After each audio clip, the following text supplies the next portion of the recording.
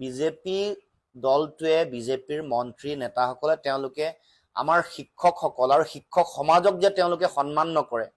যিটো আমাৰ অসমীয়া সংস্কৃতি আছে শিক্ষকসকলৰ প্ৰতি অতি শ্ৰদ্ধাশীলতা, ভাৰতীয় দৰ্শনত বা ভাৰতীয় সমাজ ব্যৱস্থাত শিক্ষকসকলক অতি উচ্চ আসন দিয়া হয়, সেই গোটেই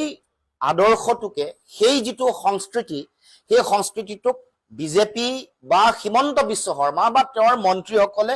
ভৰিৰে মোহাৰি এনেকৈ বিভিন্ন সময়ত আমি দেখিছোঁ শিক্ষাগুৰুসকলক অন কেমেৰা অতি অভদ্ৰ ব্যৱহাৰ কৰিছে, নিম্ন ৰুচিৰ কথা বতৰা কৈছে। আনকি মুখ্যমন্ত্ৰীও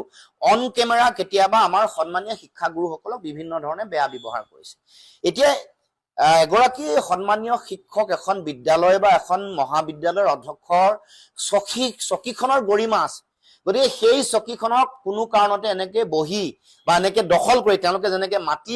বেদখল কৰিছে বা অধিগ্ৰহণ কৰিছে, তেনেকে সন্মানীয় শিক্ষাগুৰুসকলৰো চকীটো তেওঁলোকে এনেকৈ দখল কৰিবলৈ চিন্তা চৰ্চা কৰিছে। বা এইটোৱে আচলতে তেওঁৰ যিটো মানসিকতা,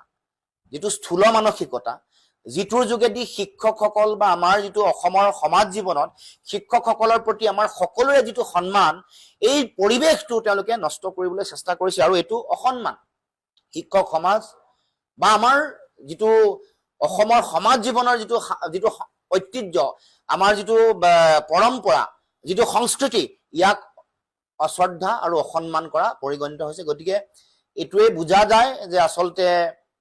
মুখ্যমন্ত্ৰীয়ে হওক বা তেওঁলোকৰ মন্ত্ৰীসকলৰ শিক্ষকসকল বা শিক্ষাগুৰুসকলৰ প্ৰতি তেওঁলোকৰ ব্যৱহাৰ